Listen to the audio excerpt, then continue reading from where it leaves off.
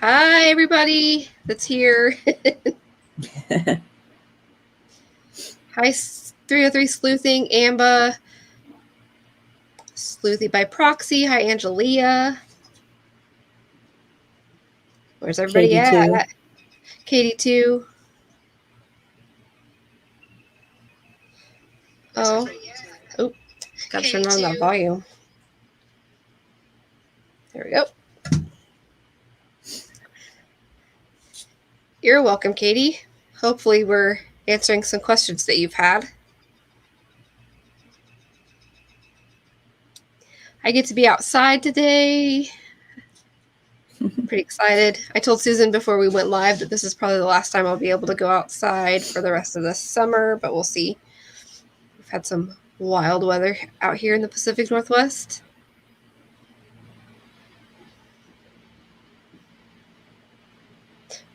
Yikes, Angelia, that's not good.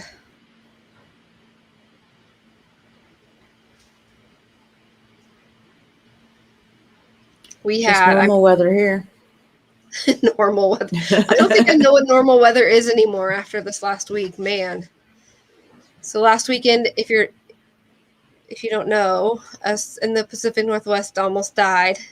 Actually, there was like 63 people that did die. It was pretty sad, but we had, so we, in the summer we sit between 75, 80, 85, upwards of the 90s in August, and last weekend we got upwards of 115 degrees. Saturday night into Sunday, I believe it was, or maybe it was Sunday into Monday. I don't know. I can't remember now, but it never went below 80 degrees. And we don't have AC in older houses here. Like, it just isn't a thing. So a lot of us died. Cooked. But we found out you couldn't fry an egg outside. It's true. Though I saw people on TikTok doing it. So, like, how were they doing it? They were making it up or what? But one guy put the pan on his patio for 30 minutes first and then stuck the bacon and the egg inside of it, and it cooked that way. And I was like, okay, come on. I wonder if they put it on their car or something for a while. Maybe. Because if you put the pan on the car, I would think that would heat it up. I didn't even want to touch my car because my car's all black. Like, everything is black. The interior, the exterior, the wheels, everything is all black. And so for like all weekend long up until Tuesday, I was afraid to even touch it because I didn't want to burn my hand. I didn't want to open that door and have all that hot heat come out. And so I did not touch my car all weekend. I have a black car too. And it's okay in states like this. Like, you go to Arizona and Nevada and stuff, you don't see a ton of black cars. Or, they're garaged or whatever, but miserable. Maybe I'm just a wimp.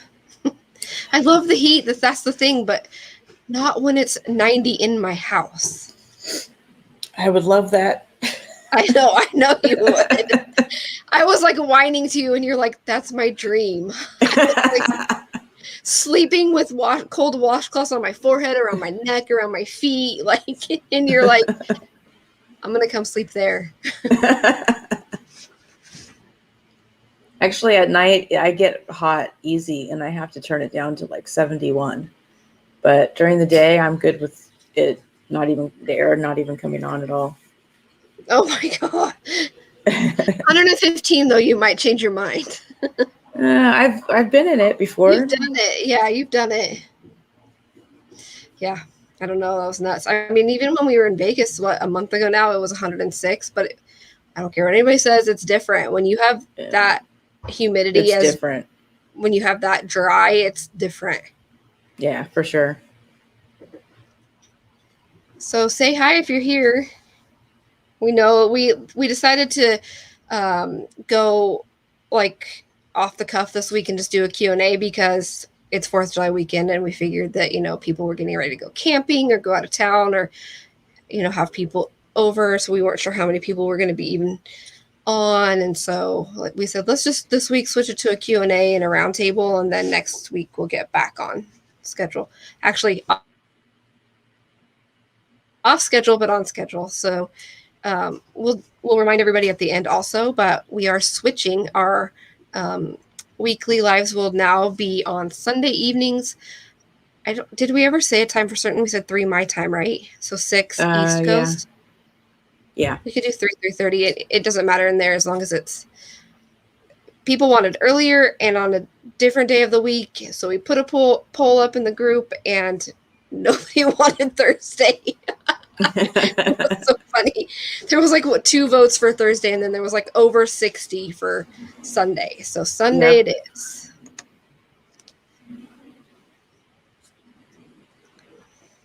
I wonder if they would like 4 and 7. 4, Yeah, 6, if you're and here, 7. tell us what time you would like and tell us what time zone you are in so we know if you're here. We can do another poll up in the group too with a time. Now that we've got the day nailed down, we can do a time. And next week we're doing autopsy, right? Yes, and the ME and coroner report.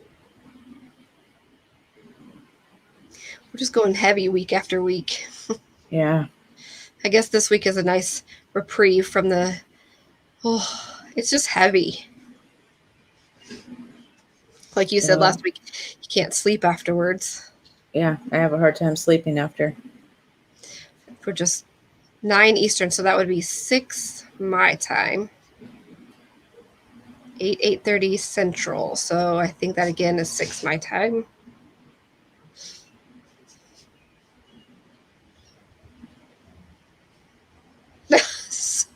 Sorry, Amber. What time is it there now? Another future person. Yeah, you're in the future. Happy 5th of July. Yeah. 5th? No, not 5th. No, what am second. I doing? 2nd. I just gained us 4 days. I guess Australia is really far in advance.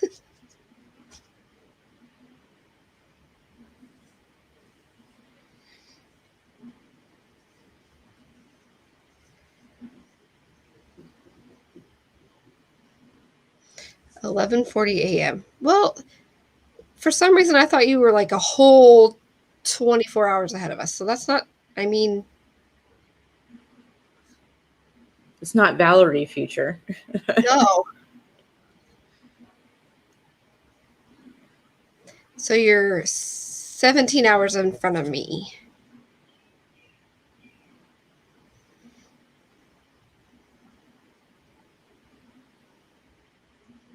Yeah, sleuthy by proxy. Do we have any? We have just 2 wrenches on right now. 2 or 3, maybe just 2. Now I hear your dishwasher. Do you? Should I go turn it off? No, it's not bad. I just heard it. Hi, 303 sleuthing. Yeah. Okay, so we have 2. Okay, anybody want to come up? Do you want to drop the link, Susan? Sure. I don't know who's here. We have 20. If anybody has any questions for us, shoot them our way. I have my Dropbox ready to roll.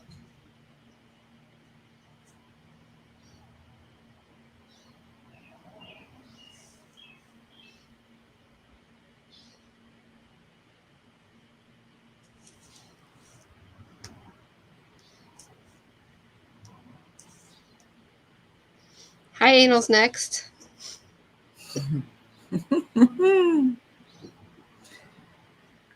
I like that. Hey, hey.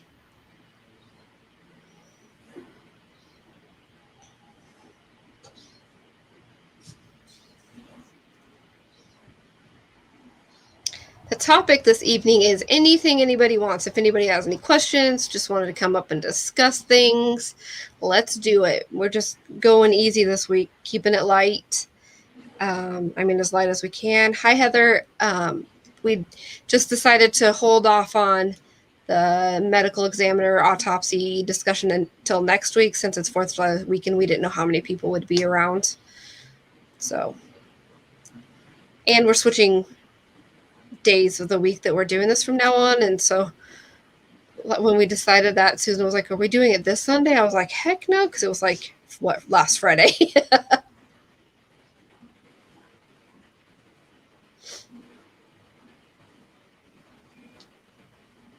Julie, you want to come up and talk?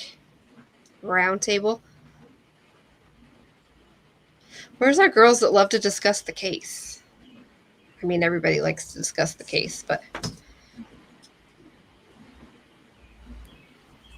Anybody have any questions that's in there right now? Yeah. I do want to, while I have some people on here, so the new day is Sundays. We're going to try to go a little bit earlier, though, so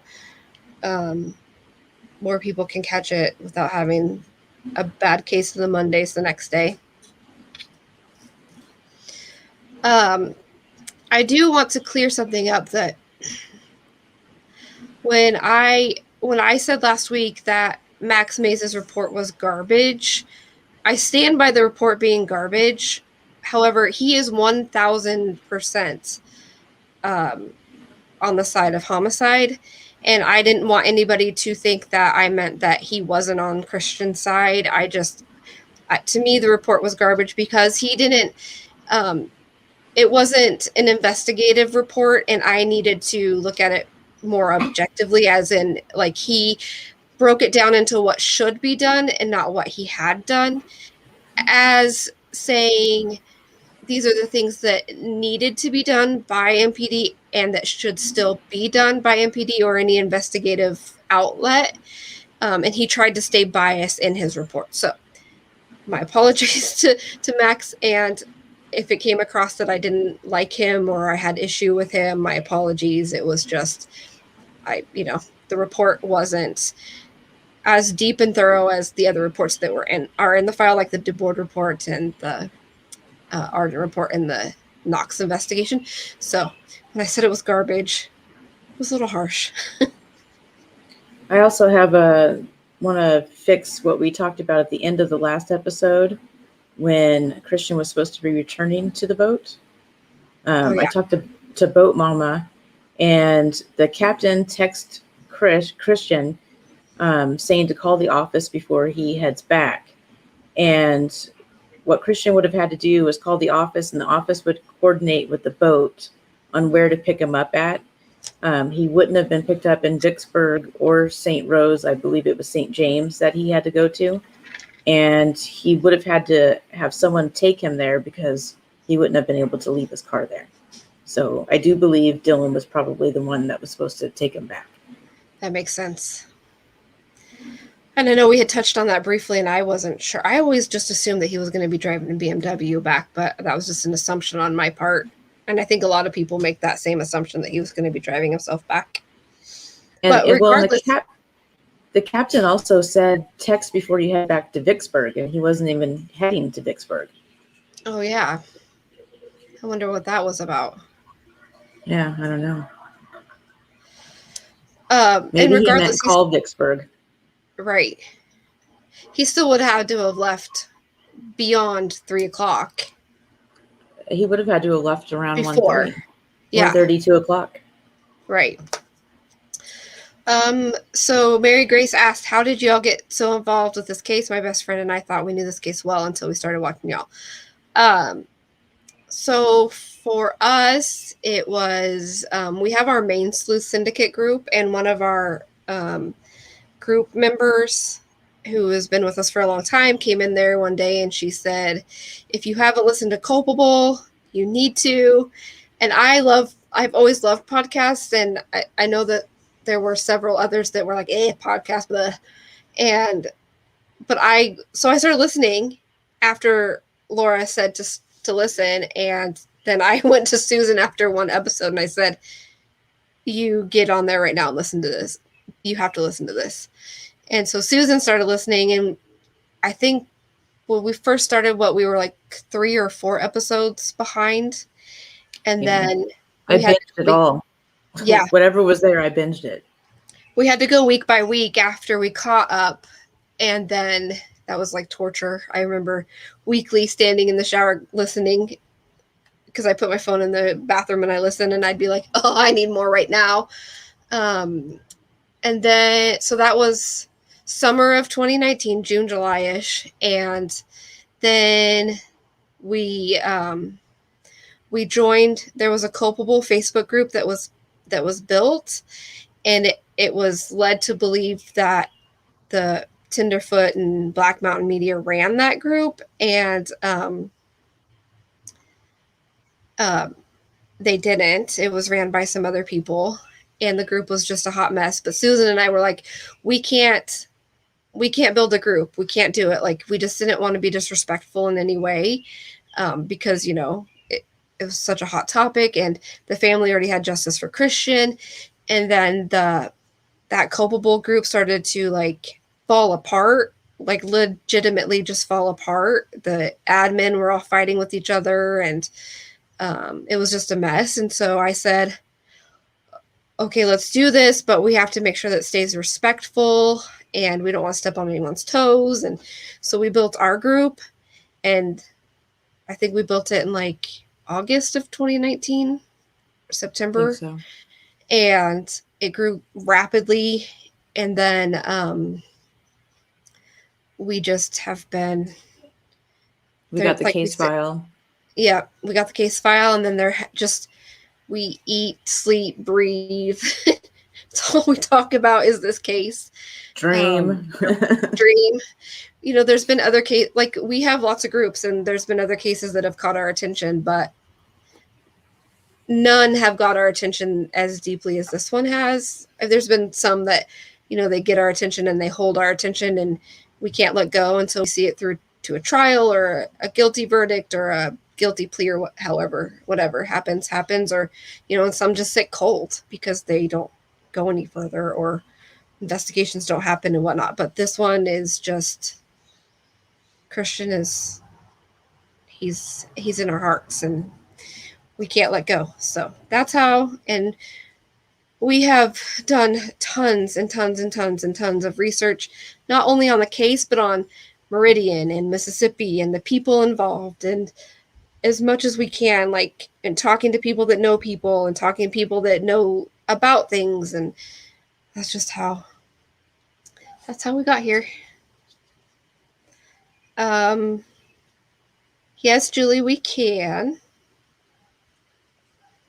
You want to come on? Max spoke with Ray in Vicksburg.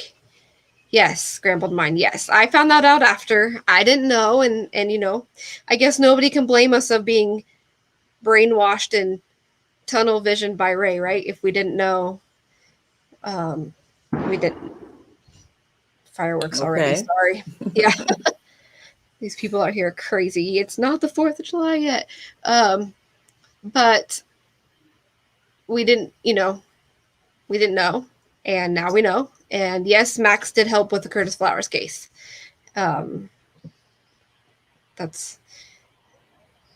We did find that out this last week. Yes, Meredith, that group was so bad. I think we met several people through that group. Renee, Stephanie. I think I didn't meet you until our group was formed, though. Hi, Turk.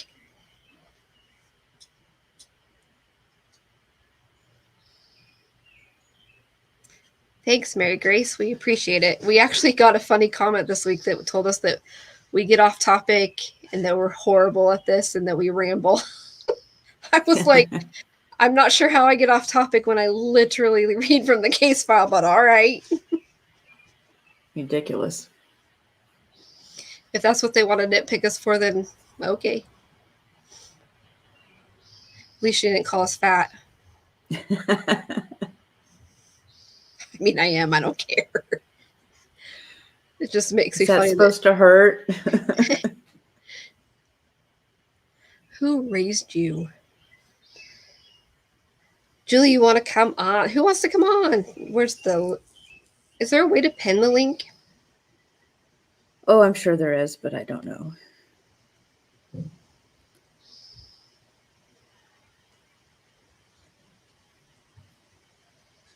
Yes, Angelia, those are good questions.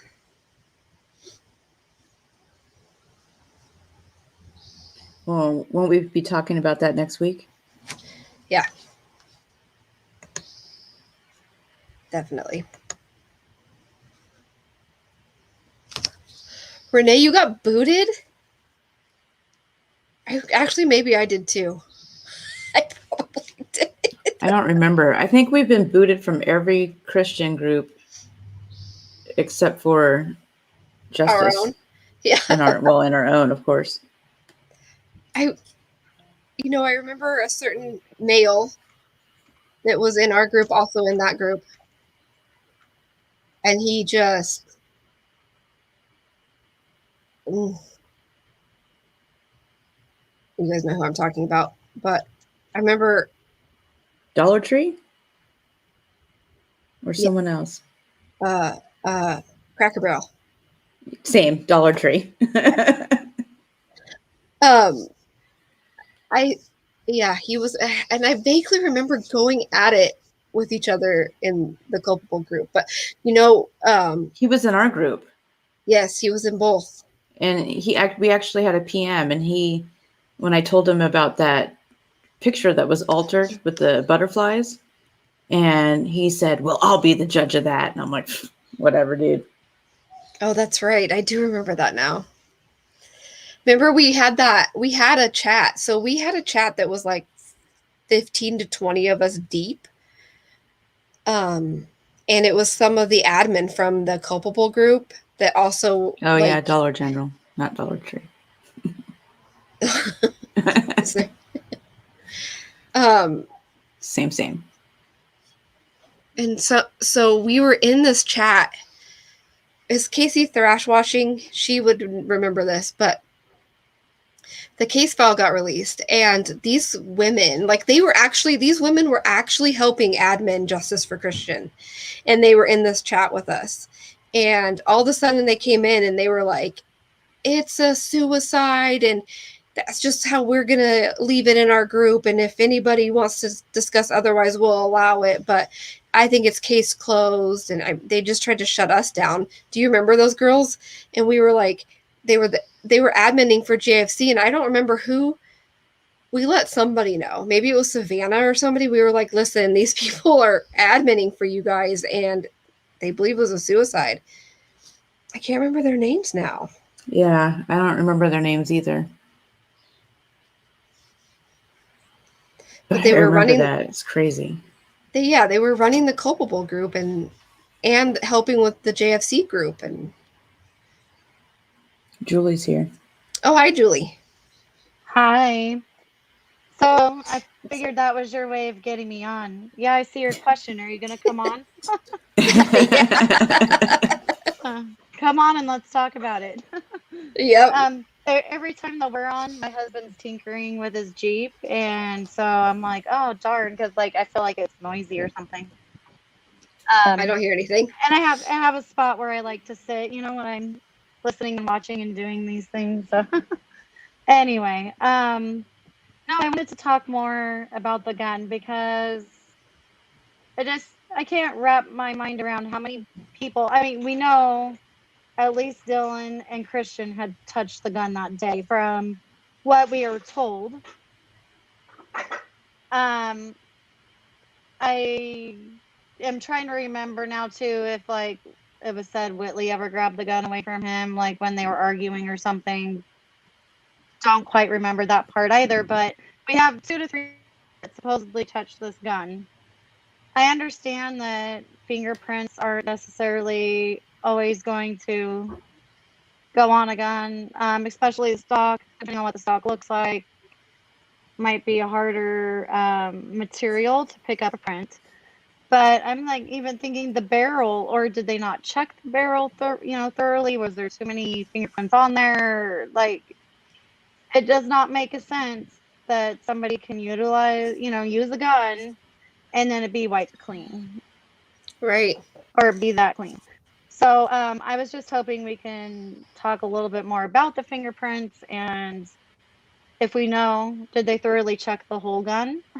Was it just the grip and like the stock part of the gun? Was it?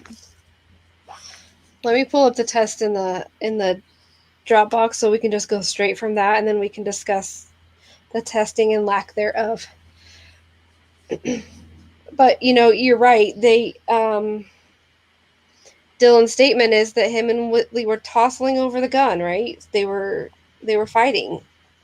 Yeah, I believe she took it from him. Then Dylan ended up with it to hide it behind the curtain, from what my memory is telling me. And from what they claim. Well, true. From what we're told, and from what my memory is telling me. Okay, so this is the Leighton Prince reports, and it was done on July 31st, 2014 by Trent Weeks. It was requested that the Leighton Prince section perform the following analysis: Leighton Prince examination. This examination was completed on 7/31/2014. Entered into evidence for submission was one sealed gun box containing a Kimber 45 caliber semi-automatic pistol, serial number blah blah blah, a magazine with unfired rounds, and an envelope sorted to contain a round cleared from the chamber, rendered safe by Stephanie Baskin, Carol Baskin. One sealed paper bag labeled loaded 45 Kimber clip. The examinations performed were visual, CA, and dye stain, and the results and conclusions were no latent prints of value for comparison purposes were found or developed on the items contained in submissions 006 and 007. So, haven't we seen the other side say several times that there was prints on the gun? Do they know more than this crime lab? Did we lose? Good question. I don't remember anyone saying that there was prints. I believe, from what I recall hearing, or being even told myself, from someone else, that they weren't able to pick up prints, like with the stock of the gun, like the grip, that it was a material that didn't really hold take prints. Fingerprints, if you know what I mean. Yeah, like hold prints. Yeah. And which, could very well be true. There's many different styles, which maybe it's good for us to look at that again and look at the grip of the gun to determine if we think that's would be accurate in this case. But there's so many other parts of a gun when people are, handling it that day that you can end up with prints on. Yep. And if that was all also wiped clean, it's there's just another problem I have. Which I believe it did say that it was all wiped clean, but then I couldn't remember. I couldn't imagine analyzing the grip of a gun that was used in a suicide or a murder, but you're trying to determine which and what happened, that they want to analyze the gun in its entirety.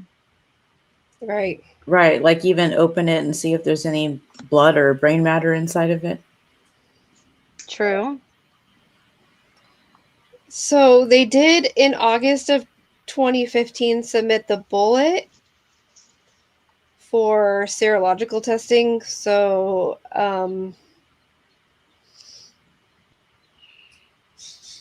it says reason for submission: test residue in projectile for bone tissue, DNA from victim. Also test for sheetrock particles in projectile.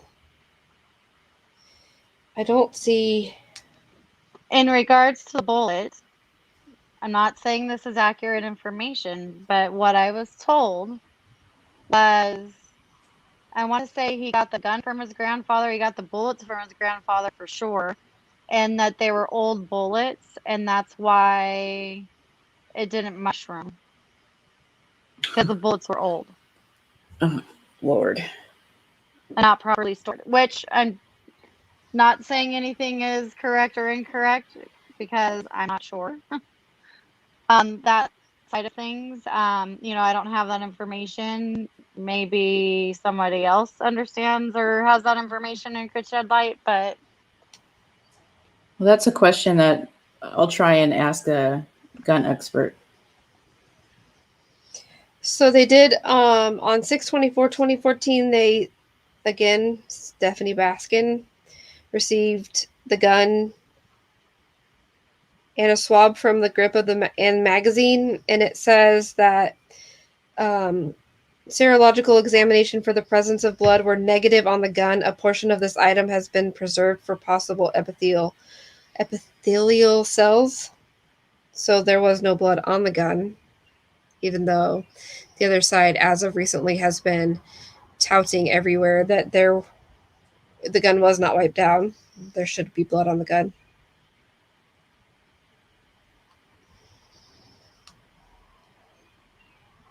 I think we lost Julie. Uh-oh. Hopefully she's trying to get back in. Bullets aren't there she is.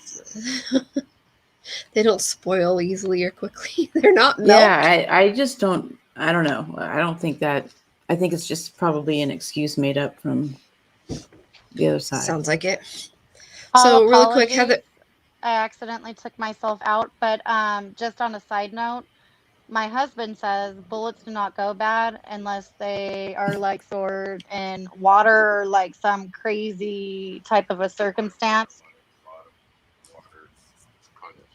and which would cause like condensation as well, because the way that bullets are, tightly sealed, bullets don't go bad basically unless they're very mistreated, which I couldn't imagine, whether it be grandfather, whether it be Christian, like mishandling bullets. So I'm just going to say that too. Now he's telling me tons of information too, because another good thing, I guess, to know, I do not believe that they were reload bullets. I believe they were factory bullets that he supposedly had. There's a picture. Yeah, there was of a box. Bullets. Let me see if I can find it.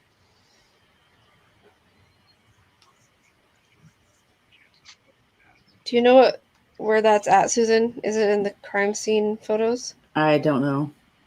I just remember seeing it. That file labels a mess. Yeah. Meredith says they weren't reloaded. Okay. Yeah, I didn't believe that they were, but if they are reloaded, that's just for if somebody doesn't reload them properly or correctly, maybe that there could be an issue.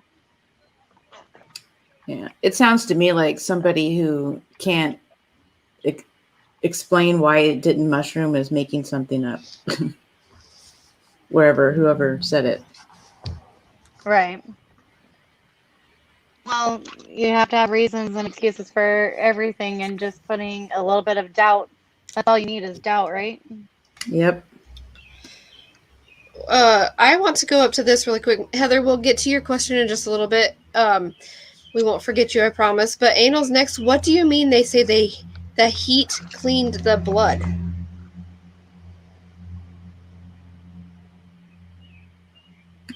Oh, yeah. Okay. Of course, just their lame excuses that. But how does heat clean a blood? Like it dripped it off? Like a popsicle? Like what? Evaporated. By heat? Do they really believe the things that the heat cleaned the blood? Never seen anything like that happen. Yeah, I can for sure dry it, but it's still there. Yes, most definitely. Yes, it didn't mushroom because he was holding the gun with both hands. He also had both hands behind his back while he was holding it to his head. And he used a blow dry to blow dry the blood. I hate even making jokes about Christian's death, but come on, people.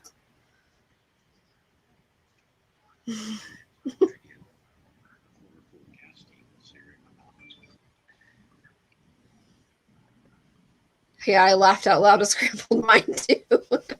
It didn't mushroom because it was holding with Both hands.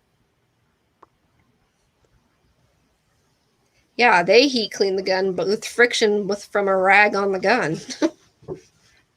I guess that is heat cleaning a gun, huh, fellas?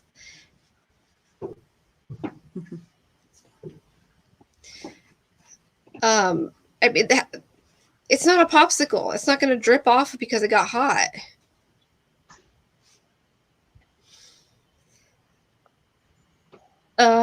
Was the big hole in the downstairs living room wall ever documented in the Bible case file, or was it ever questioned by police? Wasn't it confirmed that it wasn't there when they left for their hitch? We haven't confirmed if any holes were on the walls yet. It's on my list to do. I don't believe that there was holes in the walls from everything that everybody we've talked to about Christian and Josh. They wouldn't have allowed that nonsense. But there was a photo of it, but I don't think it was ever really talked about because they didn't investigate anything. That wasn't downstairs, right? That was upstairs. Josh's room? That was downstairs. There was a little one upstairs by the Banksy, and then there was a big one downstairs, close to like their doorbell thing. It's on the wall. Oh, yeah, okay. Doorbell thing. I was thinking outside for a second. I was like, wait, what? No, like the bell part. And you can see like the stairs off to the right.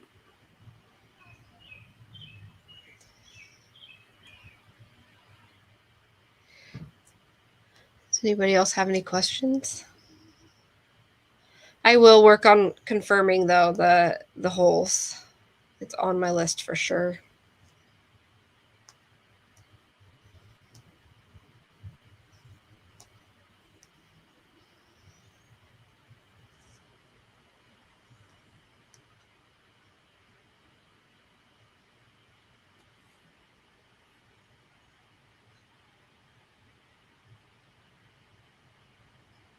Heat from what in February? Yes, it even gets cold down here in February. Yeah, heat from what? I mean, by that logic, wouldn't the heat clean all the blood?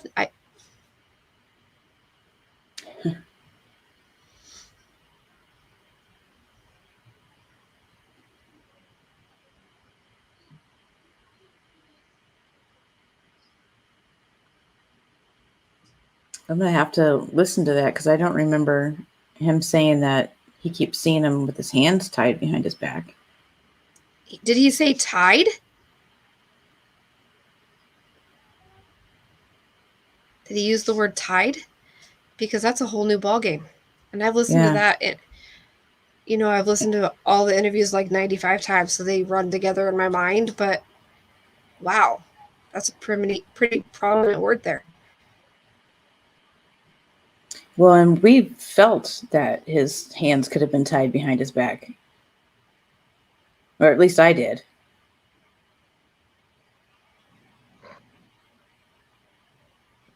Whoops, sorry. Did he have any markings on his wrists? He does have markings on his wrist, but he was also bagged. So his hands had ties around them. Yeah. So it's hard to know if those are from being bagged, or he also had 2 hair ties on his wrists. So that left indents in his wrists as well. To me, it was just because of where his arms were. Just made me think, it could have been tied and then untied and, just kind of fell to his sides. Carly Mendola said he saw his hands behind his back. He didn't say tied. Yeah. I've listened to that and I don't remember tied, but I miss words. So his hands were definitely behind his back, and Dylan would have seen that because they were. I mean, I know they're to his side, but that's the one thing that's always stood out from the crime scene photos for me is the hands where they were. It just doesn't make sense.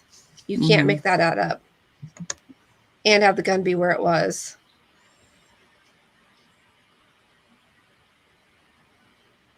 And have cleaned up blood from over the door and behind the door. Renee said heat from the gun being shot. Do you know how many Wait. murders, suicides happen every year that there's still blood on the gun? Like, they can't believe these things that they say. And if Is it this was pressed so hard to his head, it's gonna have stuff inside of the barrel. Sorry to interrupt. I'm doing some side research though. Can you remind me what the caliber was of that round? 45 45? Talon. Okay. Talon? Okay, Yeah. great. Thanks. Uh-huh. welcome? Amba says, is this hole the one that was in the audio interview thing with Dylan and he was asked about it? Said it was about head height. I believe so, because I believe that's how tall it was. I think it's been talked about before.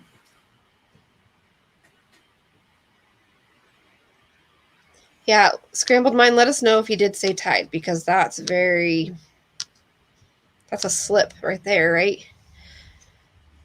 Right. Some of the images, I remember when we first saw the case file too, we thought, wow, his hands were tied, but then we started to put it together and he was bagged and he also had hair ties. So, I think the hole was on the big wall under Josh's bedroom. Yeah. Yeah, Whitley did try saying that those were wounds where he cut his wrists. It's clearly indents. I did, we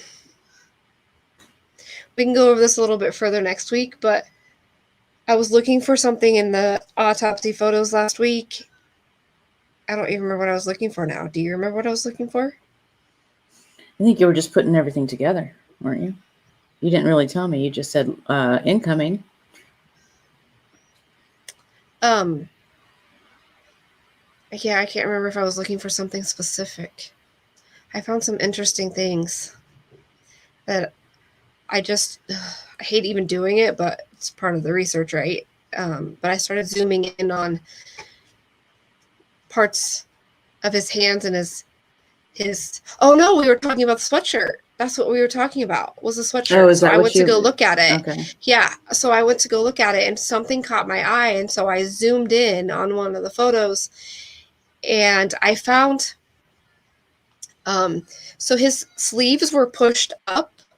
He's wearing a sweatshirt, right? And his sleeves are pushed up, and right above where his sleeves end, like by his elbow, are red marks that I never noticed before, but you have to like really zoom in to get there, almost like his arms were held.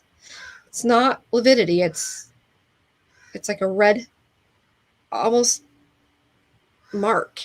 And I don't know if that's something that was done during the autopsy, like them moving him. Maybe they grip, but your post-mortem, I don't think that your skin would turn red. Turn red, yeah. Yeah, and it's definitely red. And then I zoomed in on his hand, like I just started zooming in and going down his arm, and I zoomed in on his hands. And now I know he worked on a boat, but he had clear abrasions on his hands that were not notated in the autopsy. And then there's also lividity in other places that they don't talk about ever. His forearm that would line up with his, where it wasn't his calf. And then the white mark on his kneecap. We'll go over all this next week, but it's very bizarre. Maybe, Susan, you can send that to that expert that you know, the ME, and see what she thinks.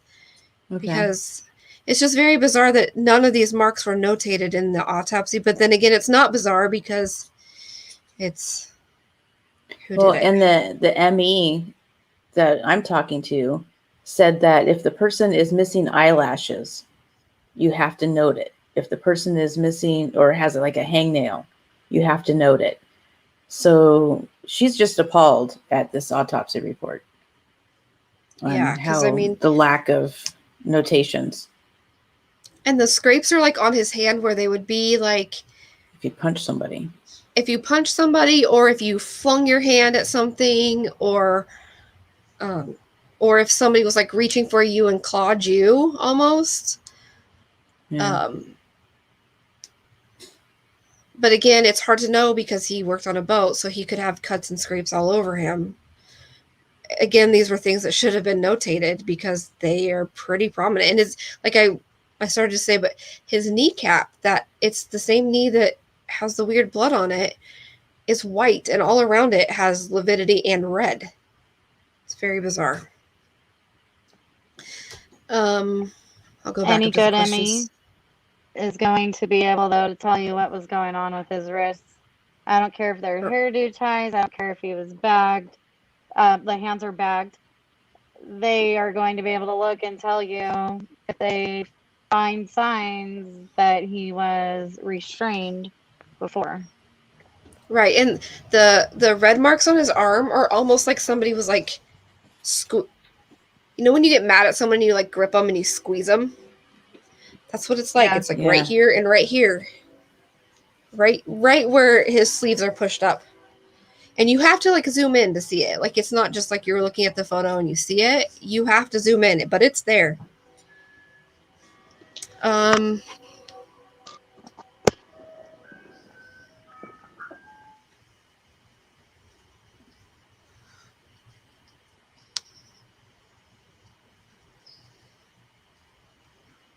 Yes, Jamie McClelland, I agree.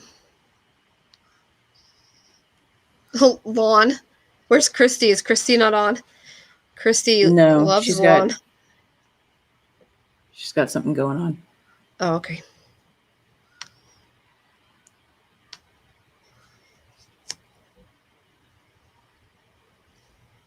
Renee said there's a hole in Josh's room and also in the living room. The one in the living room was large and the sheetrock was on the floor. So that was new. If the sheetrock was on the floor. Yeah, but the one in his room is the one by the Banksy, I believe. Yeah.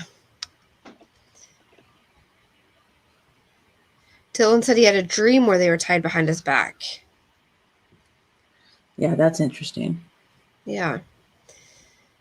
If Whitley Goodman felt the need to make up a lie as to why the marks were on his wrist, then most likely they weren't from being bagged. She knows something that she thought she needed to cover up.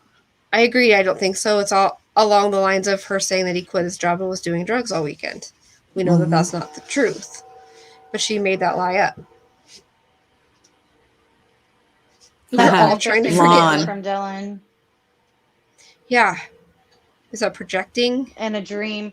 That makes me feel like he's trying to possibly give like a partial truth, but you know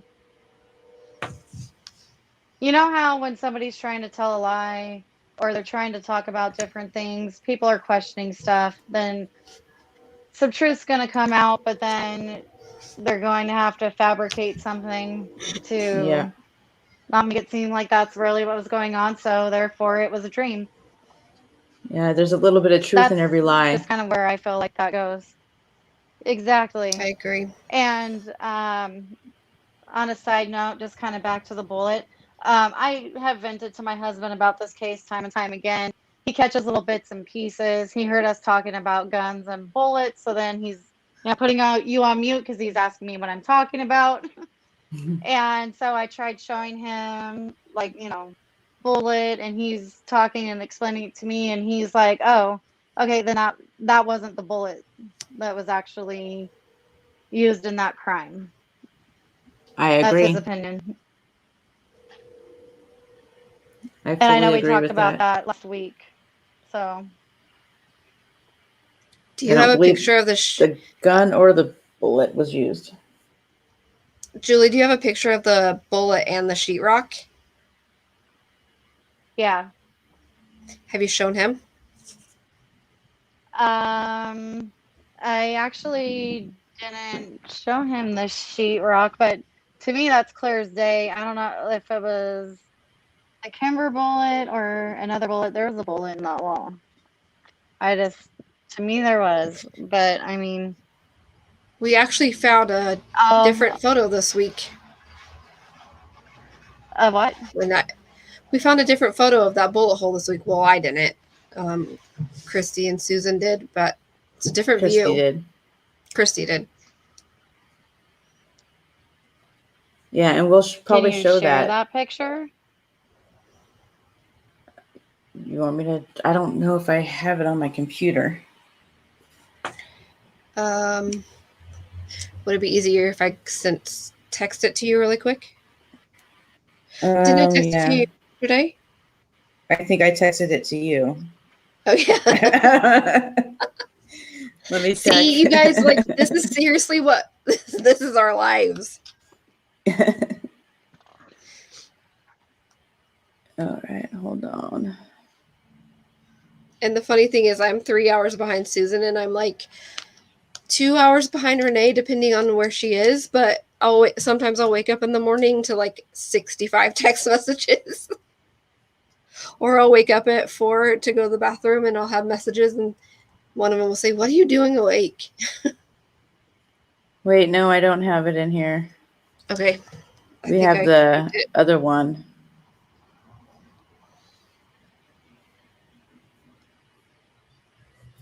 I think it's in our Discord. Yeah. Also, since we're talking about bullets, gunshots, remember the lady that said she heard it from her apartment? She got scared, went into the bathroom. The neighbor? Yeah. Did she ever say how many gunshots she heard? I'm just curious. Was it only one? I believe so.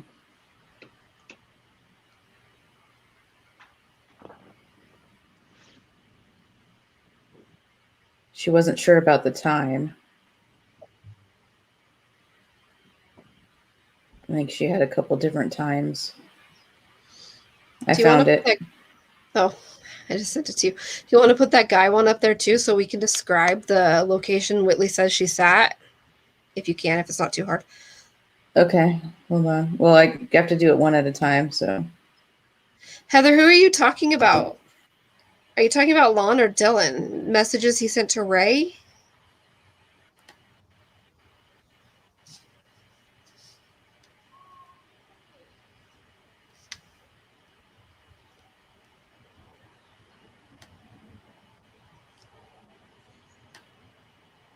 Yeah, Meredith, it's wild. Like, that would be the easiest test to do.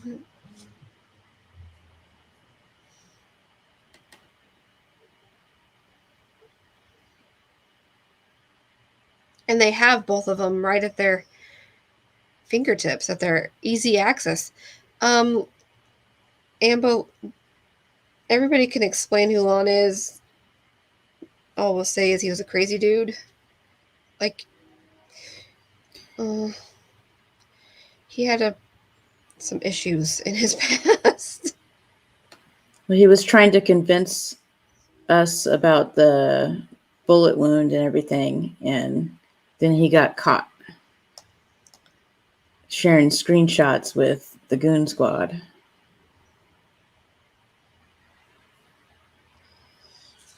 I wonder if that's their expert, their medical expert. He was at one time. I remember I had did a post in JFC letting them know about him and hoping that they just read the post and then booted him, but they actually posted it, and I'm like, no. I remember Don't that. post it. Let's see. Okay, here is the wall. Maybe we should explain where we got these. You guys might have to get close to your screen, but you can see that's the bullet hole. That's deep. Is there any way to blow it up on your screen a little bit? Give me a minute.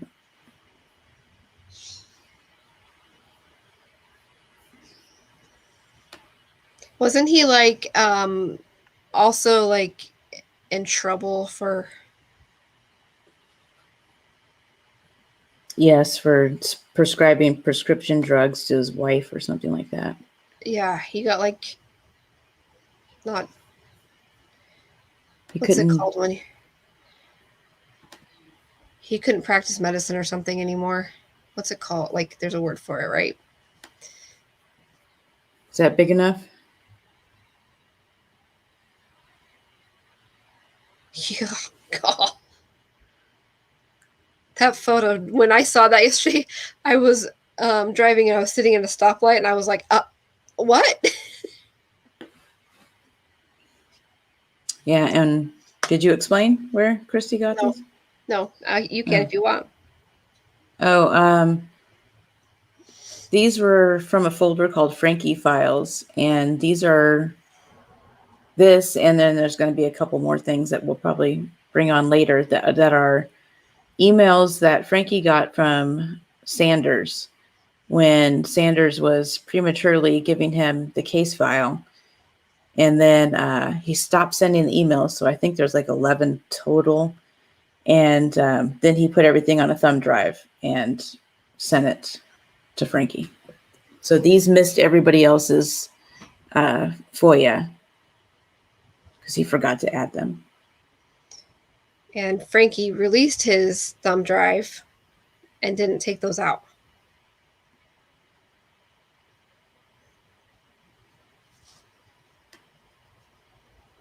Do you want me to put the other one up? Um, Or do you want to talk about this? Does anybody want to talk about this? Julie, what do you think? She's probably showing her husband. Yeah. It's a lot deeper than the one that we showed last week, right? Like the last. And why didn't they take this photo? Why didn't they take this angle when they took the other photo? Yeah, because the other angle, that's why when you were saying, oh, it's big. And I'm like, it's just like a scrape. I mean, because the other one doesn't look to me like it's some big hole. It's a little dent. It's nothing major. Nothing that other photo doesn't look like a bullet would have stuck there. Maybe hit and bounced off, but not stuck there. It just wasn't deep enough for me. This, on the other hand, is.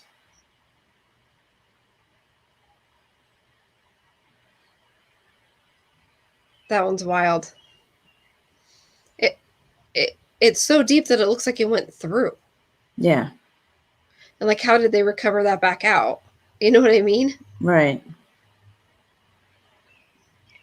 Because that's So bigger than. my husband says, I was talking to him, by the way, that he says in his opinion, he would guess that it went up sort of at an angle, was looking at what the sheetrock is there, what the sheetrock on the top. But he said on the bottom, you can definitely see like where it's coming out. That, yeah, I mean, he's like, it's tampered with, so it's hard to look and tell. But it looks like maybe if, it was pried out of the wall, then you would probably end up with that lower portion protruding like that. Yeah, So like right here. it went in stuck and they pulled it out with something. Pulled it out. Mm-hmm. That's Which, Jamie. again, Sorry. kind of brings into the theory of where are we at in the bathroom at the time when this incident occurs. I think incident happens. He's easily, I'm going to say, drug over to the tub. And if his hands were behind his back, of course, to fit a narrative, right? Whatever I'm going to say ties are in place are taken off, which his hands then would be right outside the tub. Right. Yep. Susan, do you want to put this one up so that people can see what was in the case file? And you can see now that now that I look at it from the case file, what we've seen for the last 2 years, you can see that lip where like it's cracked in the like paint, probably the texture of the wall. And then there's that like I'm pointing at my phone like you guys can see it, but there's like the crack, and then there's like that tiny little flap that's like pulled out at the bottom right of the bullet hole. So it lines up. If you look at it, they just took a different view of it for that other photo that we just put up. Hold on, it's going to be a minute. Yeah, Carly, you would think that there would be, if that bullet went through Christian, that there would be DNA on that wall, at least, but they didn't ever test it. Sheetrock paper. Thank you, Jane Doe. I was trying to describe what it was. I'm like, paint, tape, texture. Yes, it's the exact same photo, just a different angle. No, sorry. It's not the exact same photo. It's the exact same hole, just a different angle. So this is what's in the case file, right? And this is what we've seen for 2 years. What's in Frankie's file is the one that was just up, that you could see straight into the hole. But you can clearly see it's the same one. And the Same picture is like location. taken at a different angle too. Right. It's Like more they were- straight on, as whereas this one's from like a side, like they just went up to the side of the outlet and took a picture.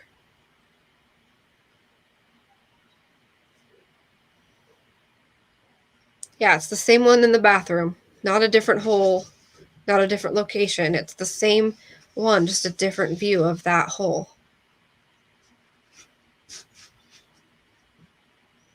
Gee, I wonder why they did that.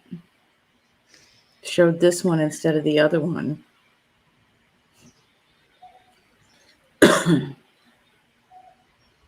The other one should have been shown to the grand jury. Yep.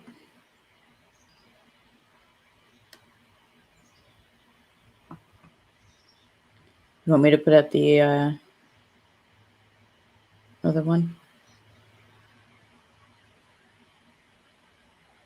So we can show how Whitley couldn't have been sitting there? Mm-hmm. The stud could be also above and below the outlet.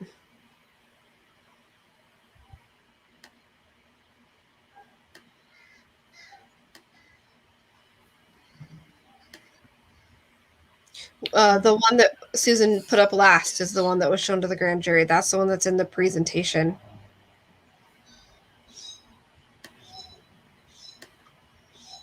So if it's a bullet hole, I know we keep going round and round about it, but there's the electrical box outlet, for that outlet, and the 2x4 that's going to be in that wall that's on one side or the other of that outlet, which it would make sense. It's on the side where the hole is. But again,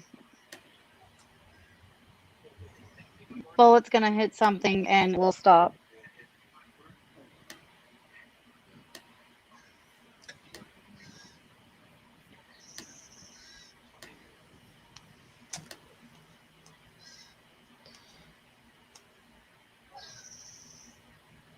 Okay, this also was in that same file.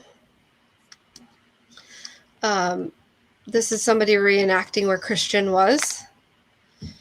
And if you look to the left of that person, I'm not sure who that man is. If you look to the left of him, if you're looking at his behind, that's where Whitley says she was sitting. Now, granted, Christian was a little bit over to the right a little because that guy's at an angle. Yeah. But still, look at that small space. He wasn't over much, like an inch or two over. From the other side, though, I was reminded how tiny Whitley is, so she could fit there. Yeah, no. Sorry. Why would she? Also, I don't agree. That bathroom's backwards, so that reenactment's silly. I mean, There's what, 10 inches there? Yeah. Nah, she's not that small. Especially because they claimed that she was sitting with her back to the tub. And then her arms around. Yeah. Yeah. Arms around him, holding his hands. Now tell me how. Impossible. Can we go over this again? Let's go over this again, okay? Hands outside of the tub. His hands are behind him to the side on the edge of the tub. Gun is left thigh wedged between thigh and the bathtub wall, outer bathtub wall. Whitley supposedly sitting on the left side with her arms around him holding his hands. Somebody make that work. Yeah, it doesn't.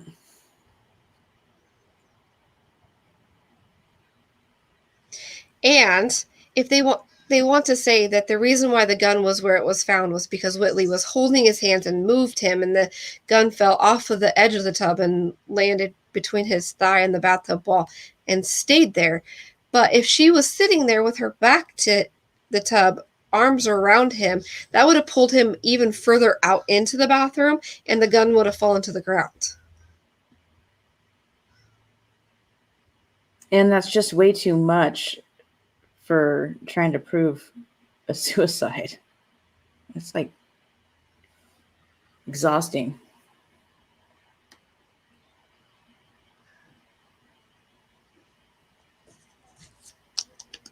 I'm taking that down. Okay. I don't like it. I don't like it either.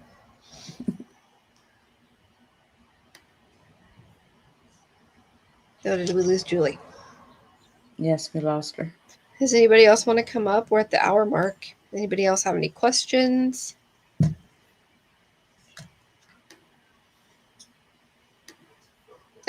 Julie. Stupid Wi-Fi.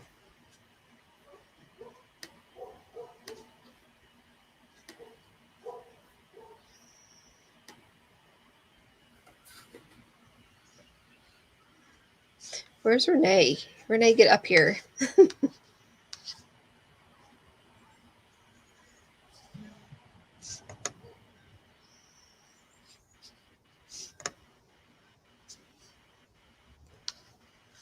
Yeah, and someone said she didn't even have any blood on her. Did you already say that? No, that was Jane Doe.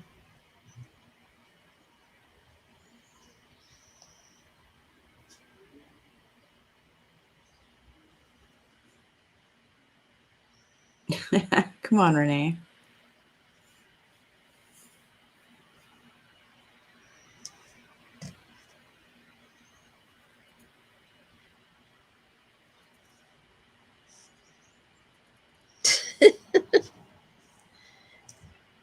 Come on, girl.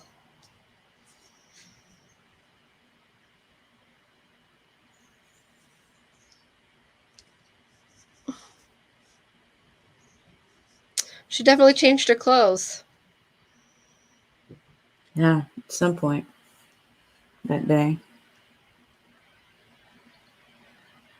But she didn't wash her hands from the night before, now did she? That's right. You're the queen of gifts, Renee.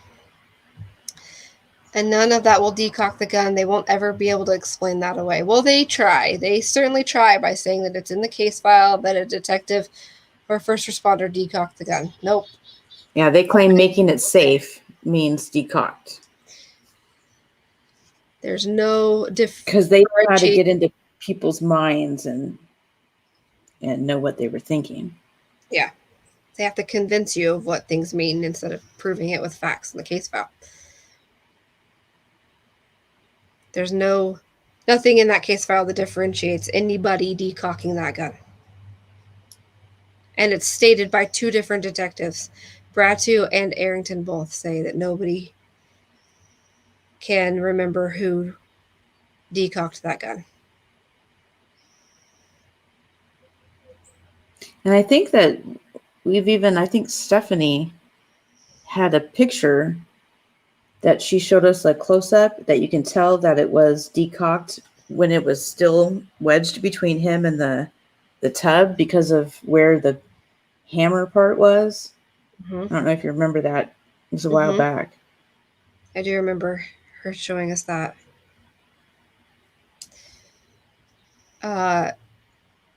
Turk, yes, I think that's a real possibility, and that's where I think the Regents comes in, because he checked Regents.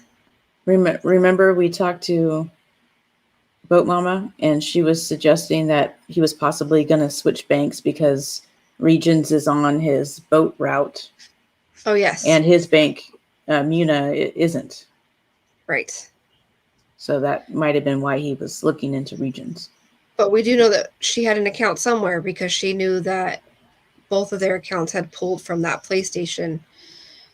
Or right. PlayStation had pulled from both of their accounts the same dollar amount. Yeah. Carly, yes, the picture of the gun shows that it was sitting there decocked. Yes, it does. There are also I was going to say there's also evidence bags sitting on the toilet in that same photo. But again, it doesn't prove who decocked it. You would think that someone would remember doing that. Yeah, it's part of their job to remember those little details. Yeah. And plus, we've seen that photo that I was just talking about, where Yeah, it shows that it was already decocked when it was still between him and the tub. because of the safety feature, right? Isn't that what she said? Uh, Or a slide or something? yeah, there was something about the safety. Hopefully she can clear it up for us.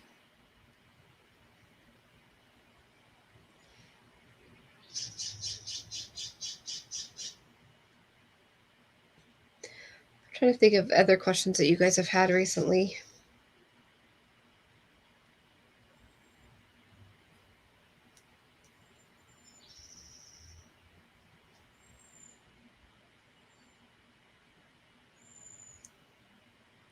Yeah, I believe that's where Brett worked.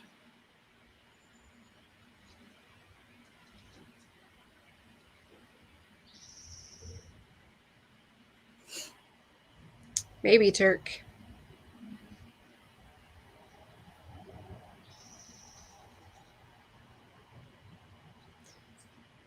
I think that. Sorry. Go ahead. KD2, when? Are you meaning when he grabbed it from him downstairs? Because that would have been before he found him upstairs. Well, I think the gun was decocked right away after the shooting happened at around 11:30, and then set down somewhere, maybe behind a curtain, for the rest of the day until Dylan decided to, or Dylan or somebody, I think Dylan, because of left-handed, decided to place the gun in the wrong spot. Let's just, again, I know nothing about guns. Let's just bounce this around for a second. Let's just say one of the officers did make it safe. That doesn't negate the fact that the gun was found pointing backwards. Mm-hmm. On the wrong side. On the wrong side. That doesn't negate that at all. So regardless of how that gun was decocked, you can't dispute the fact that the gun was found on the wrong side of his body, pointing the wrong direction. And it couldn't have landed there no matter what, because as soon as he's shot, he's instantly down, which there's no way the gun could land there. It's impossible. And physically impossible. And his hands should have been in the tub, not out. Yep.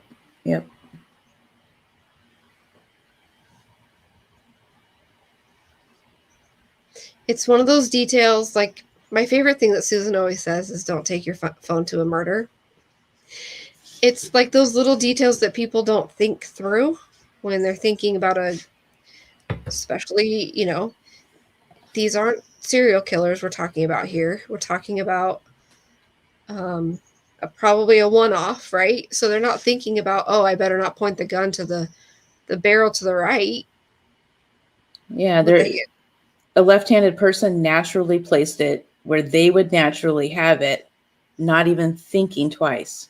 Oh yeah, he was shot on the other side. And oh yeah, this probably should be in the tub along with his arms.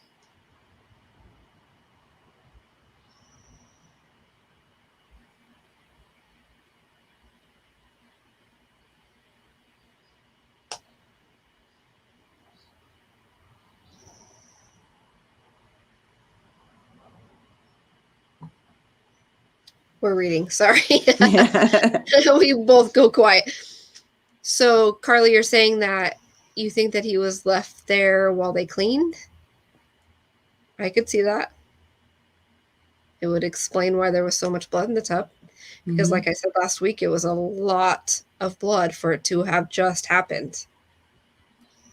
Yeah, I think he could have been on his back with his back up against the tub and his head in the tub for a while. He also got a lot of blood on that sweatshirt, which if he was in the position that they claim, over the tub, none of that blood would have been on his sweatshirt because gravity. His head was below the sweatshirt. It wasn't just on the hood part or wherever. It was all down the shoulder. Down, yeah. Yeah. It was all down him. That wouldn't have happened if he did it and it was that way over the tub. He was upright on his back for a while with his head leaning over enough to get all that blood all over his sweatshirt.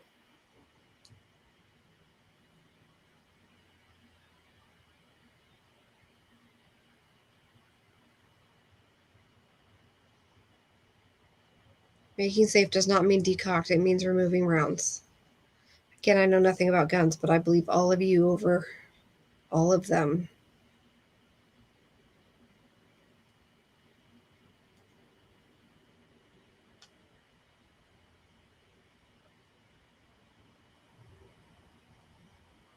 Yes. Oh, yeah. Stephanie. I remember the little lip. Mm-hmm.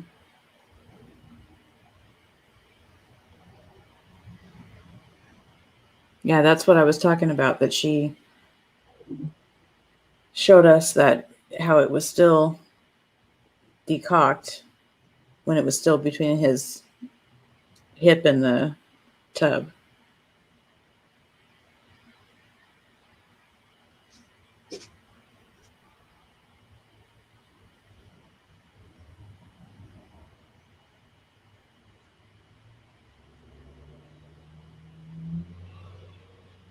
What does drop the clip mean? It's been stated that Chief Lee was there and shut it down. Is there documentation of this or no? No. Oh, Turk. No documentation, but there are. I need to just. Wasn't there a narrative that says. Someone mentions Chief Lee coming in the case file somewhere. I will find it and I will bring it next week. Right, but there's nothing listed as him, like the officer who documented what time everybody got there. He never documented Chief Lee. Right. Somebody does mention it in one of the narratives, though. I believe it's a narrative. I will get that document. I'll pull it out and I'll bring it next week. He is mentioned in that case file. And I mean, why is it so hard to believe that he lived in the same apartment complex and that he could have been there, came in and said, wrap it up, it's a suicide, and then walked back to his apartment? Like, why is that so far-fetched for people to believe? It doesn't need to be nefarious in any way, shape, or form other than he should have said, this needs to be investigated. That's it. Like, when people say that Chief Lee was there, we're not saying like there was some big conspiracy where he came in and said, make this look like a suicide, I'm going home to cook dinner. Like, that's not what we're saying. What we're saying is he was there, he came in, he said, wrap it up, and that's what they did, right? I mean, there's proof that that's what they did.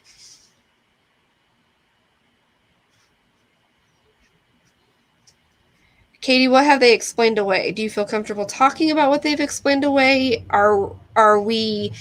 Do you feel that we're leading you astray? What's confusing you? Like, let us help you in any way that we can.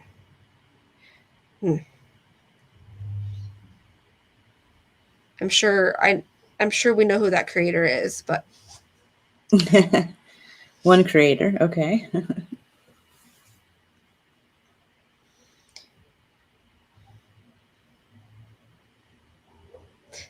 You shouldn't have to explain anything away if it's a suicide. That's what I'm always going to stand by.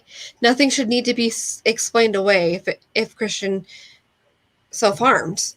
It should just be he did, and that's that. And here's the proof, but yeah, there's no proof. It's science. It's physically impossible. It's like, here's how I always think about it in my mind with the other side. We present a fact from the case file. They slap it out of our hand and say, no, that doesn't work. But it's from the case file. The one that you always say, the truth is in the case file. So I don't know what else we can do. We're not manipulating anybody. We're not manipulating anything. We're handing people the facts straight from the case file. We don't have to mold anything to fit a story. The story's there. Christian didn't kill himself.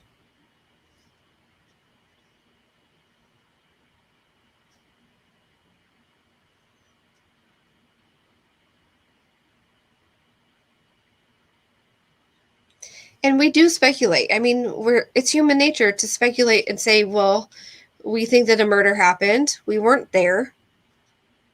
We're not the murderers. We're not Christian. We're not Whitley, Dylan, or any of the other players. We don't know what happened. Exactly how it happened. But we know it was murder. But we can say from this, and this, we think this is what happened. And that's speculation, and that's normal in any sort of circumstance like this. I mean, it's all over in the case file that they call it a homicide. It's all over in the case file that they call it a suspicious death. It is. At the end of the day, it's suspicious.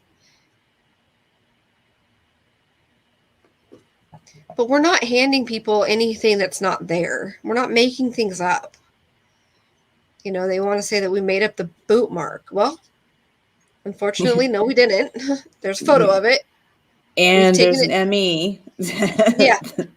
We've taken it to experts who have said, that looks like a boot mark to me. And we showed him the boots that he was wearing. So it matches.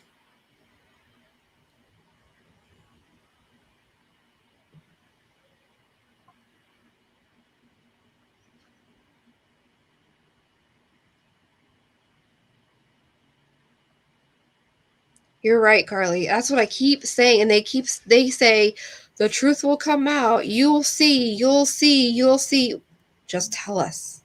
Yeah, I wish I could tell you more. You're going to see. Okay, then just tell us. Yeah, what's stopping them? Nothing. Why is it a secret? Right, Stephanie, it would have been flown. I know nothing about guns, but I do know logic, and it's gonna go to the right.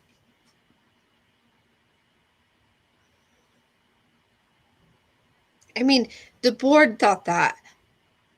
Arrington thought that. Other Knox thought that. Arden thought that. Who else am I missing? Bratu thought that. Like, there's 5 people right there that thought that gun was not in the place it should have been.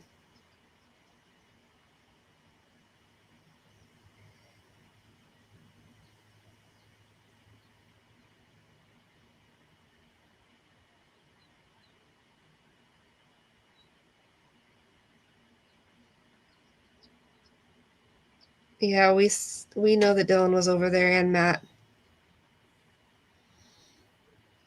Dylan should have had an attorney that told him to keep his mouth shut. That's all I'll say about that. Mm-hmm.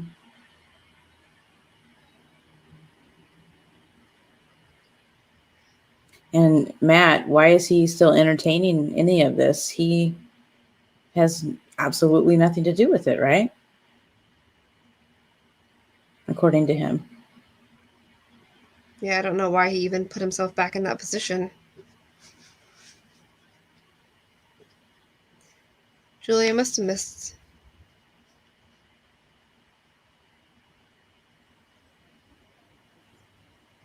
Oh, okay, yeah, I see what you're saying. When they were arguing downstairs, who was upstairs? Well, we know who was upstairs because he said he poked his head out and saw Christian with a gun to his head. Excuse me. Stephanie, remember that video you made with you holding the gun?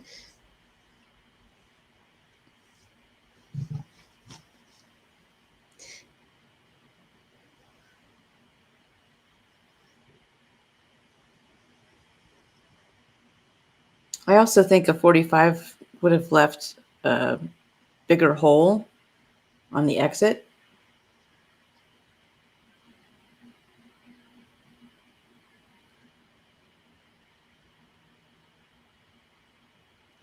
You're right, Angela, and so many people believe that the scene was staged.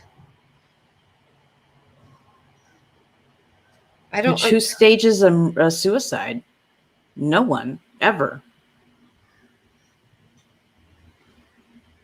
You don't have to.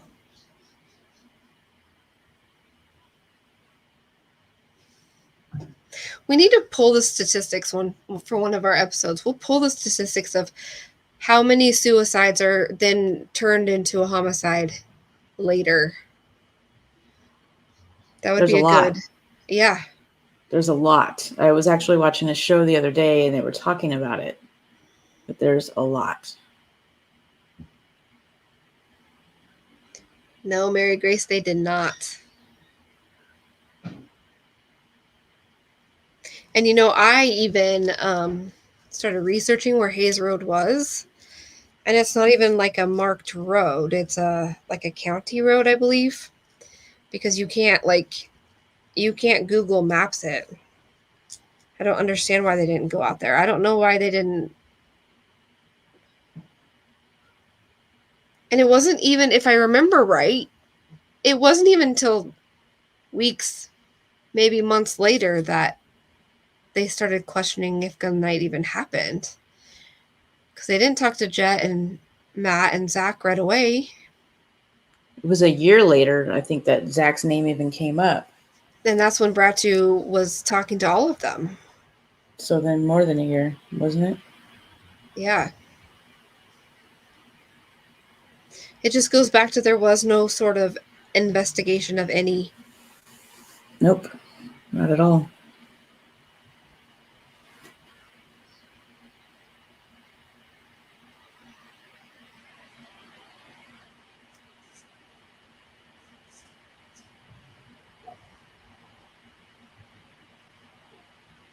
No, there was no investigation, period. Not in the beginning. And then later when they tried, it's always been very weird to me in the case file, and I've brought this up before to other people. But when you're going through Bratu's narratives, he's like going hard at it, right? And he's down this line, like he's going down this trail of things aren't adding up, and he's talking to people and he's finding out more and more and more and more, and then boom, stops. It's very weird. And Arrington, the same thing. It's almost like somebody comes in and says, knock it off. Mm-hmm. You're too close. Well, and then Arrington, he gets some bogus charges on him in retaliation, I believe, for body cam recording those meetings. Right. Hi, Christy. Hope everything's okay. I just saw.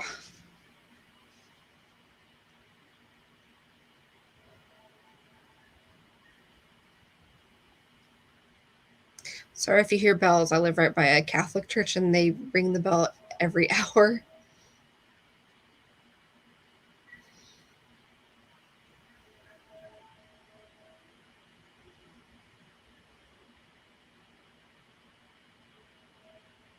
But why would Mitchell's recusal stop Arrington? Like, that doesn't make sense to me. His Arrington having taken over the investigation was at Dubos's request. So what does Bilbo have to do with anything? Oh, good. I'm glad she's good. Like, that doesn't make sense to me. I mean, I know the DA is the ultimate say in taking a case in front of a grand jury or whatever, but like, why did he get told to stop? Because Bilbo was being recused.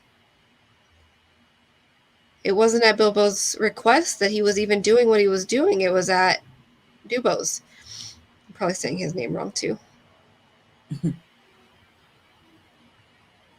Yes, Christy, that's really good news. I'm glad she's okay.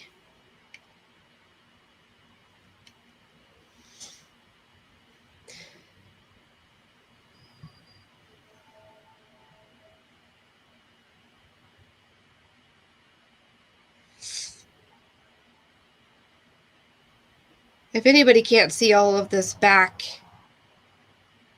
the scenes nonsense, it's absolute nonsense, then I don't know what they're watching, because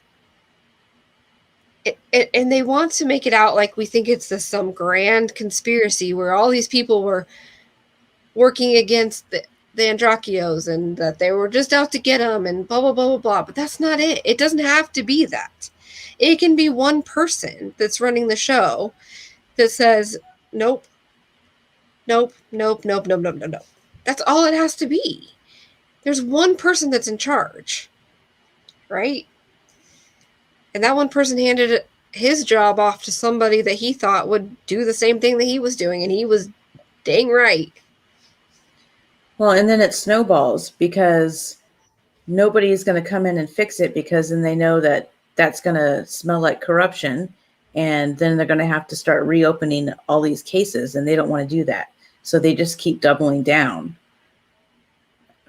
all because of whoever started it. So this is a little bit of I just saw Kelly's comment, and sometimes I don't think this is the exact case, because there could be other factors in why Bilbo didn't want this to be prosecuted. But 9 years ago, somebody close to our family was in an accident, and he was killed at the hands of someone else. It wasn't murder, but it was it wasn't murder. I'll leave it at that. And the person responsible for his death should have been charged. Like, she should have had charges, in a lot of people's opinions. And the DA was like, there's just not enough to charge her on. There was a lot to charge her on. It's just laziness. They Should don't have been want manslaughter. At minimum. Yeah, at minimum. It just comes down to laziness sometimes, that they don't, and I don't think that Bilbo's situation is laziness, but I think that a lot of times it's like, if they feel like they're going to have to work extra hard to get that charge, they're not going for it. And that's exactly opposite of what you are elected to do. That's your job, is to work extra hard to get that charge, right? And it could have been, some kids, there was an accident, whatever, the family will just accept what we say and nothing will ever come of it. Right. And I feel like my personal opinion is Bilbo coming in and saying we're not going anywhere, and then the detectives being like, yeah, it's just too much, let's just shut it down. Like, just because it's easier to not have to work harder.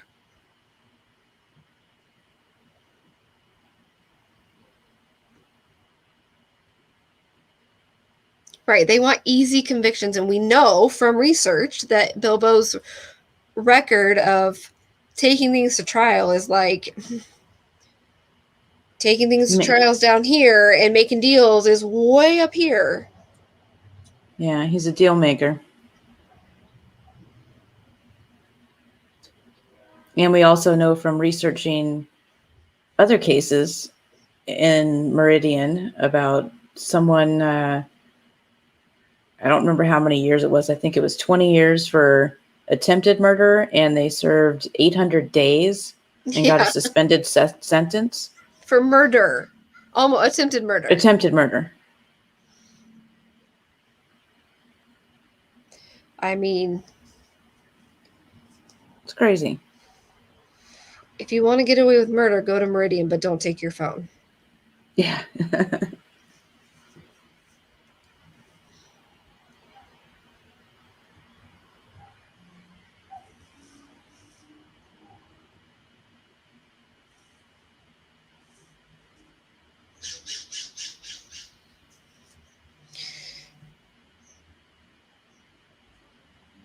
Does anybody else have any other questions? Anybody want to come up and discuss?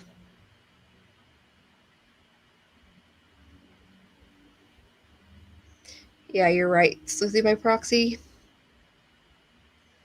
No one wants to be the one, but here's the thing. That's your job. It's your job to be the one. Your job is legitimately getting justice for people. It's not for walking away and saying my work's done here when you didn't even do anything.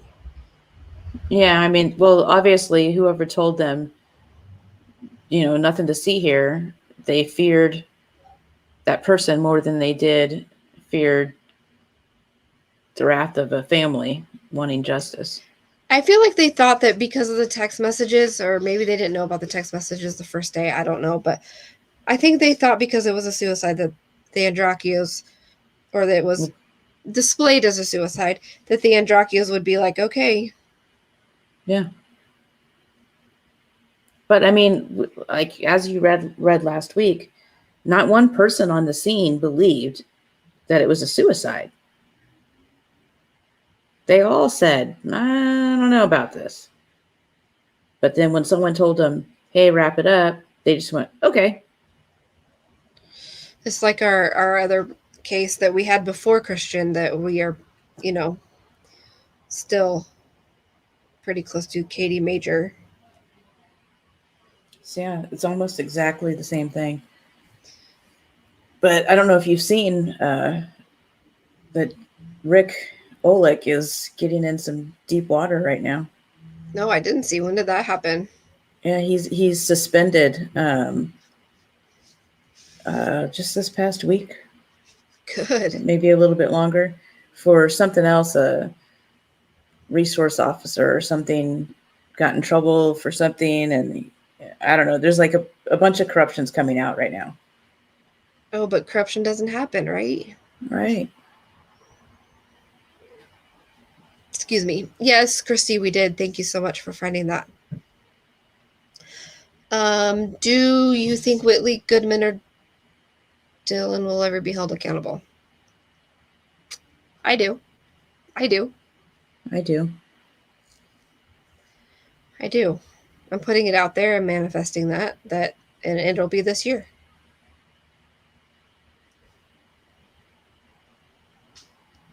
I feel like this is Christian's year. I know a lot of people feel that way too. Yeah. Yeah, Chrissy, that when I saw that yesterday, like I said, I was stopped at a stoplight and I was like, what the? Literally, like out loud, I think my mouth just like fell open in traffic. I was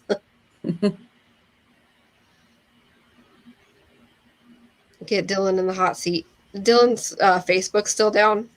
This is not saying go after him. This is not saying to contact him. Just wondering if his Facebook is still down. I don't look. Yeah, Dylan is the one. He's the one that needs to talk first. It would really be in his best interest.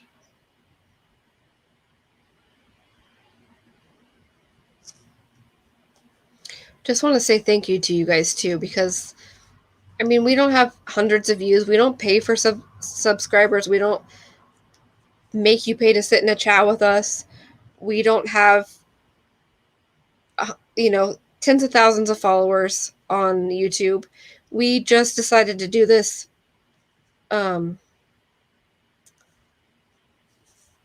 We just decided to do this so that we could get the story out there the right way, the Case File Bible. But we just want to say thank you guys for not going out and causing drama and not going to other creators' pages and causing issues. And it really means a lot to us that you guys can keep things respectful and good. There was a comment hidden. I want to see why.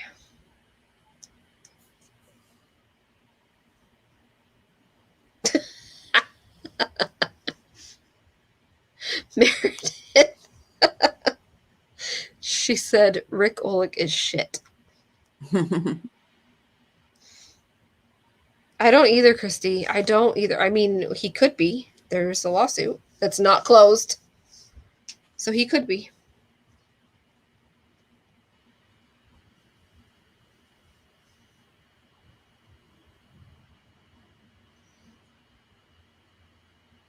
Yes, Amber. Like, that's been my biggest thing is, like, you don't see all of us going to other pages and fighting with them and, like, trying to get them. Yes, we'll go on like 48 hours and defend things. And yes, we'll we'll say things Make in our fun of them. yeah, we'll say things in our own group, but we don't need to go out to the masses and spread this, right? We're not ambulance chasers here. We're trying to get the truth out without being nasty about it. I agree, Julie. He was sent to the bank on purpose. I think Julie, I think he's always been the scapegoat, but even more so now that they have that defamation suit and he wasn't even included in it. That will never make sense to me. Never.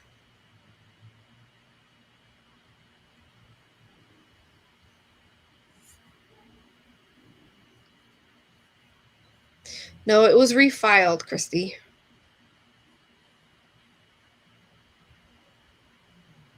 Maybe I better double check that, but no, it's not. It's still open. It's not closed.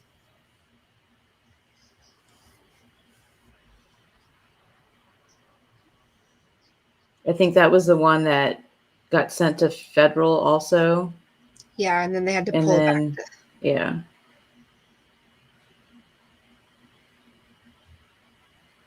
I think the only one that was hanging and then they've appealed it is Cassie's. Hanging in the balance, I mean. And I think that they've appealed that. Somebody correct me if I'm wrong, but I'm pretty sure that that's the only one. Oh yeah, so Marvin's was added to Frankie's. Yeah. Because I mean they work together, right? But they haven't been dropped, as the other side likes to say that there are 900 lawsuits and they've all been dropped. Oh, I think it was Richie McAllister's that went to federal and then back.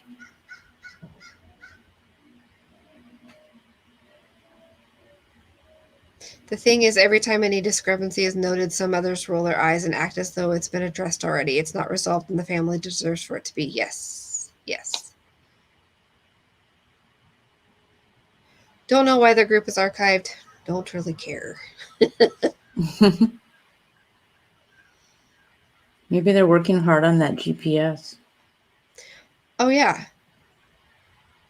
Has anybody seen them post the cell phone pings? Like they said they were going to back in March? I'd like to see them. Dylan will do it. Almost feel bad for the kid. Almost feel bad.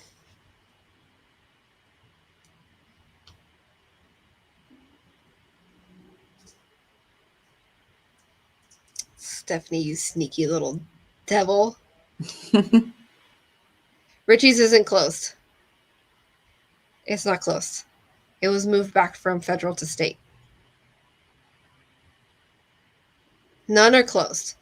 The only one that's, like I said, hanging in the balance is Cassie's, and that one is being appealed.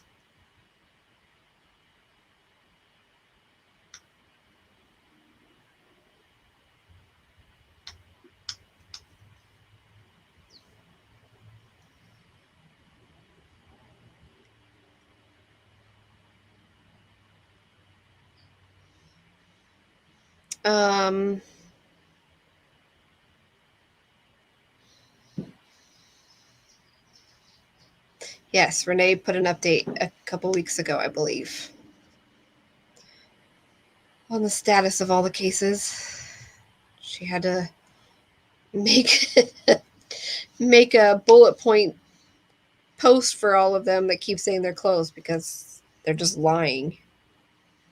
And then they're adding some that don't even exist. Don't even exist. Making up things.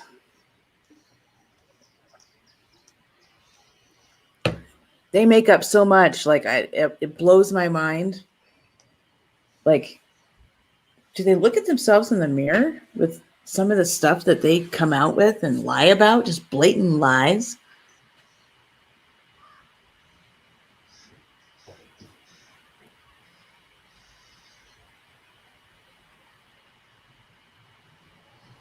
No, I don't think money. I know some people do. I don't think it was money. I think that just helped. That was their alibi, so to speak. I think it was manipulation by. I'm sorry, I'm staring at the comments. I think it was manipulation by Whitley. That went too far. That went too far. Got out of control. But I don't think it was money. I could be wrong though. I mean, we don't know. That's a theory, right?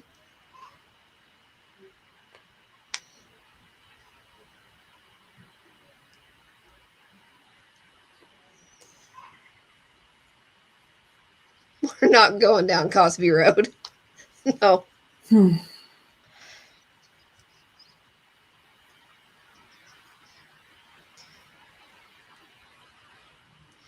Anybody else have any questions?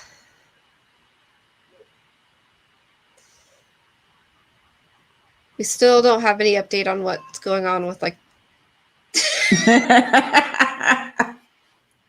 Sorry. That's all you. I can't stand you.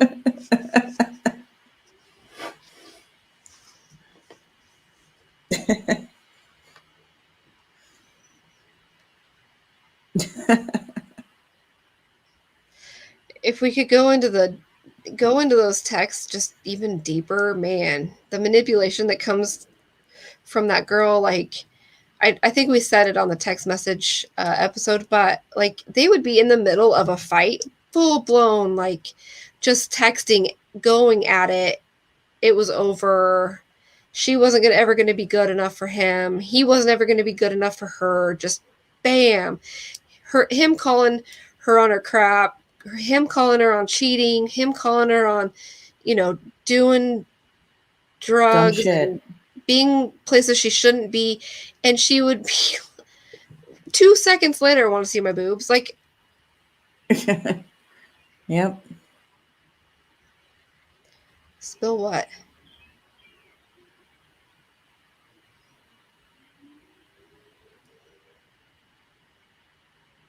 No. Nope. No, Christian was never jealous of Dylan, but I believe a lot of people had a thing with Whitley. Dylan and Whitley's aunt had a thing, but we can't verify that Whitley and Dylan ever had anything. Maybe.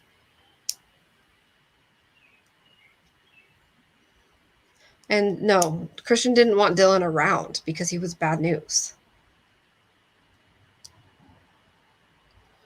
He says so in the text. That's verifiable. Also, not read by the other side, by the other creator. Yeah, Dylan didn't have anything that Christian would be jealous of. Yeah, I think even didn't Christian say he felt sorry for the guy because his family wasn't there for him. He didn't have a job. He didn't have money. All the other stuff. Yep. Oh, we were laughing because Anal's next said, "Did somebody say anal?" That's why we were laughing.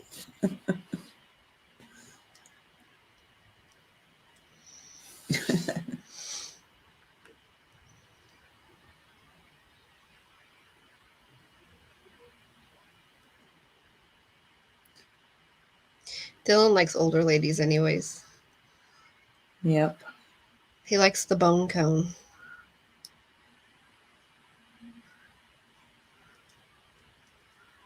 Dylan has a thing for grandmas. Yep. Well, which is true because didn't Whitley say, "Oh, Dylan's moved on from my mom to my grandma"? Yes. And then he hooked up with the aunt. So he was all over that family just like someone else.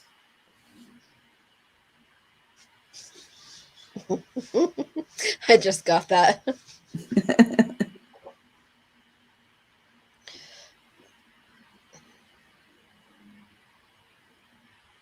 Yeah, I don't. You mean calling him a crybaby, Angelia? The one thing that's always like... I didn't say that phrase. Dylan or Whitley said it about Dylan. I never had heard of it since the text messages, and thank you, Christy, for pointing that out. I think she's talking about bone cone. Yeah. I always thought it was weird how Dylan claimed that he met Christian in a bathroom. Yeah. That was just so bizarre to me. And they were talking about drugs. He, he's had 7 years to come Think up about with, it. wherever they met. But that's like so Freudian slip to Yeah. me. Yeah.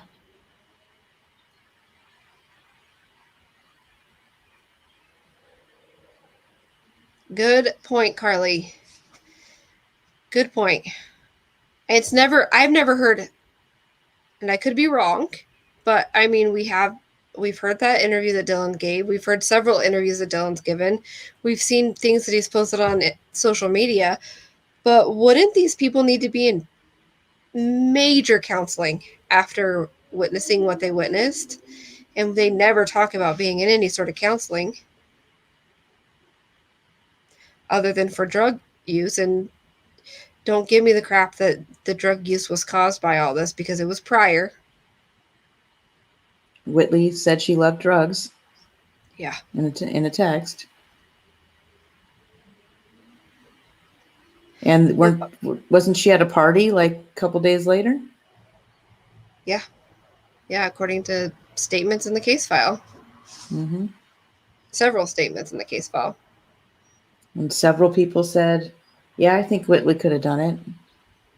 All her 303. friends. Okay, a bone cone. 303 sleuthing. Say it to your man. Say it to him and see if he can figure out what a bone cone is.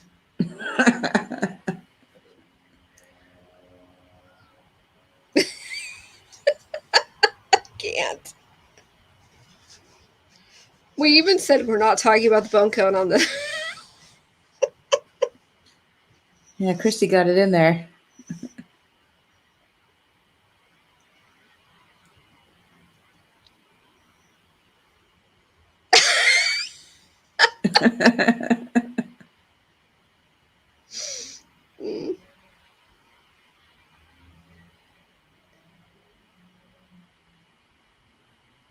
Renee said stop.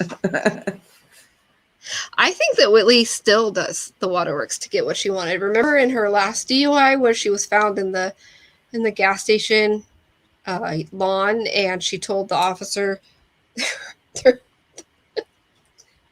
reason why she had to do meth was because she had taken fentanyl. Like, that's a sob story. But she tries, right?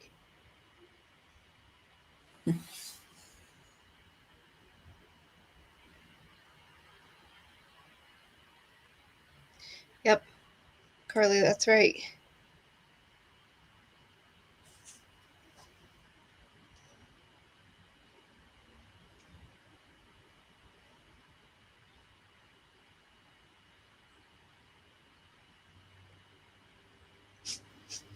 Does anybody else have questions?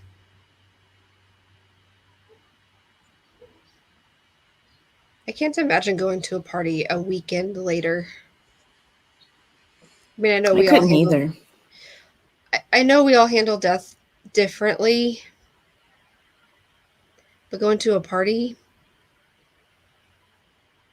is okay. Wait, it's one thing when somebody dies of like natural causes to be like, maybe I should just get out, see if I feel a little bit better. But when you are telling everybody that it was self-harm and that your boyfriend killed himself, and then you're going to a party just several days later, there's something really wrong there. Like, you weren't anticipating this death. The last thing I would want to see is another person or a party of any sort for a long time. I would think if you were in that situation where you supposedly saw what you saw, that's something that would not be able to escape your mind for a long time, and it would be hard to sleep. It would be hard to think about anything else. I mean, I saw a kid get bit by a dog, and I thought about that for weeks. That wasn't murder, you know? We know that she didn't even go home that night. She went to a friend's house. Like, I would want to be with my family. A Bonner. Yep, it's a Bonner. Boner. Oh. I wasn't going to say it out loud.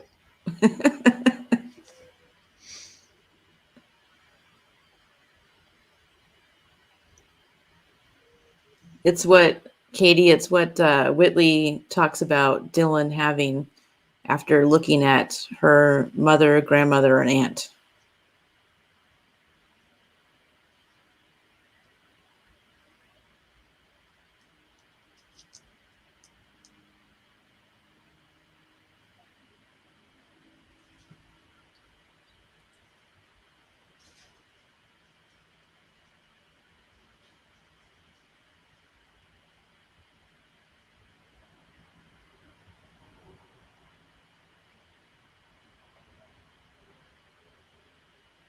No, she wasn't grieving.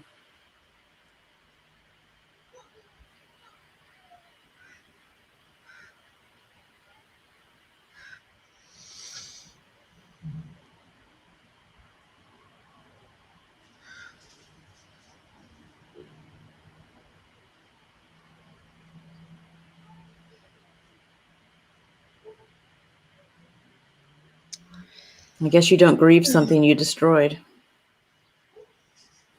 She couldn't even. Is it sociopathic or is it psychopathic when you can't even fake it?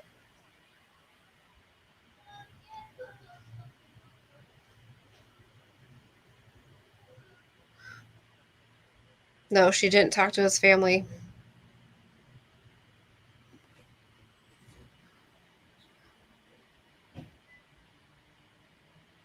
Yeah, she couldn't even muster up faking anything.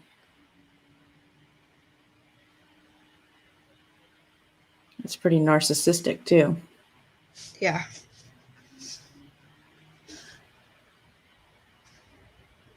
They can't feel it. It's not in them. Yeah, her mom definitely said that. I mean, she said it. She didn't have any control over her. And we're not diagnosing her. No.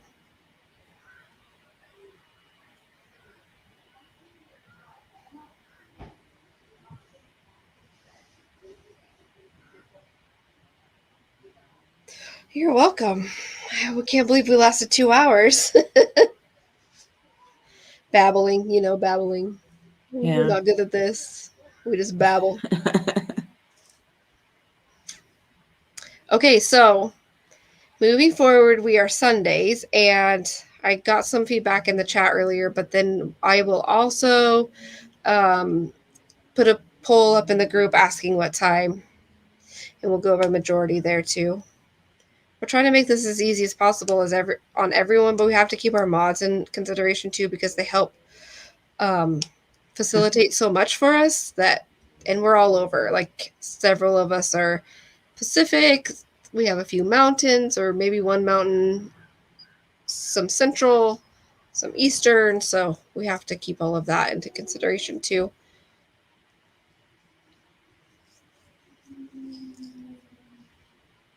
Bye, Angelita. Angelia. Have a good night. Thank you for everything that you do.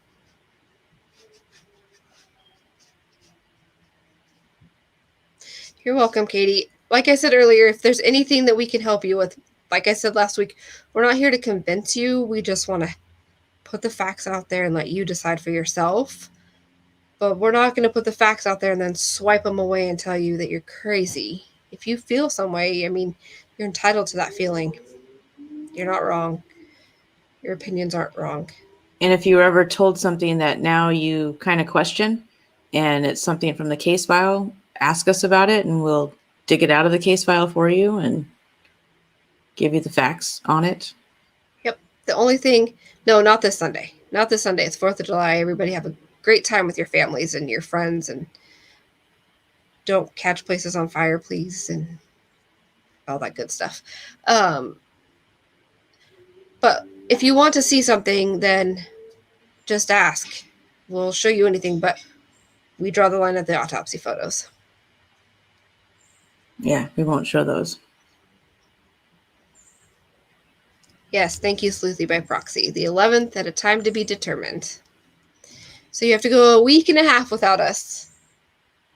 Us rambling, bambling, bubbling, whatever she said.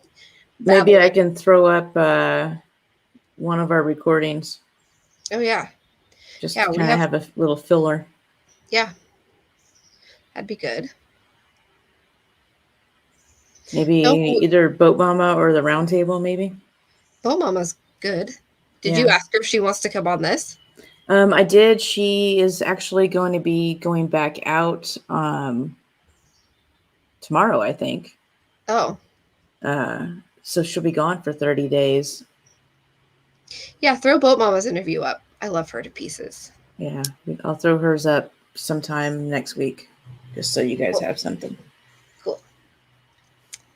Yep, Christy, we don't always agree. Even us. Like, our circle, we don't always agree. And it's okay. We don't have to. I don't know anything about guns, and you guys have taught me a lot. And, we just research until we can't research anymore, and then we research some more. Because we can't put it down. We'll do that next week, Christy, because that is, autopsy and the ME report and all that kind of stuff.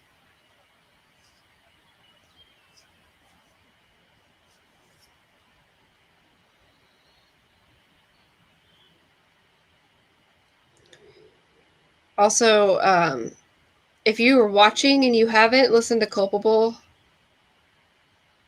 go listen to Culpable. My daughter listened to all. She had started it and then she stopped a while ago, and then she started it again and finished it just in a matter of days. And she called me on Tuesday night, I believe, and she said, I finished. And I said, and she said, no way. So go listen to it. And Christy, I'm trying to see if my ME will come on, but she's working in another state right now.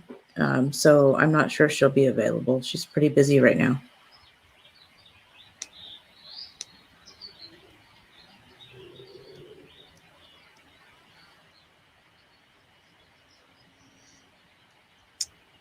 Yep, next week is autopsy. And then another thing that we want to do is we want to go over each narrative in depth.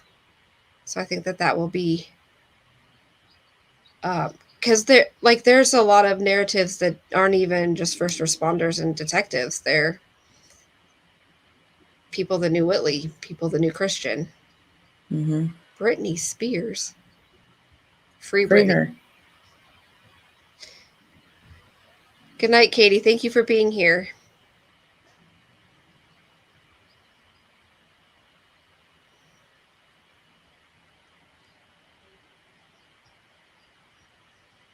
Okie dokie. It's time for dinner for me. My husband's going to barbecue some steak, and he's probably getting antsy inside. I'm on my way over. Okay, I'll see you in about 2 days. Yeah. Just in time for 4th of July. Renee, why didn't you come on?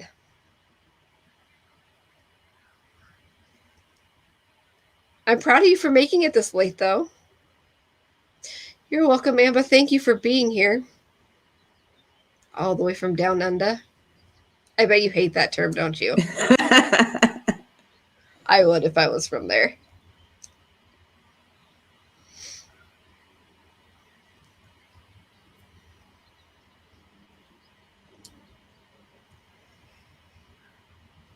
Again, got to do the disclaimer. We are not professionals of any sort.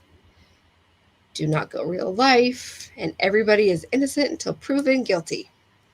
And we have full permission to use these photos. And the disclaimer's in the description as well. The full You don't one. hear it often. You don't hear it too often. That's good. That's good. What do you think about Outback Steakhouse? Do you guys have them there?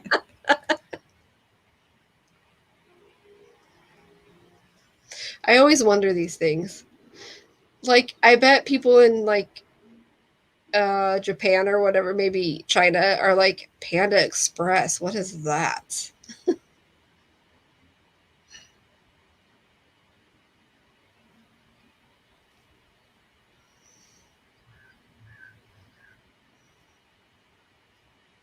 Future traveler.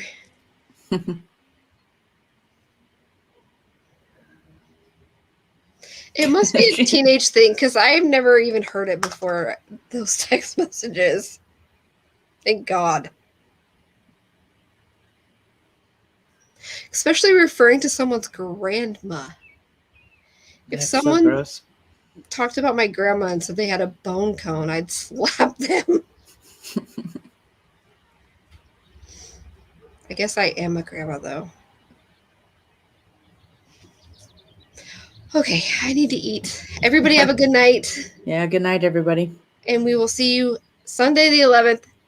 To be determined on the time. If you're not in our Facebook group, subscribe to our channel so you'll be alerted. Oh, God. Okay, have a good night. All See you right. soon. Bye. Bye.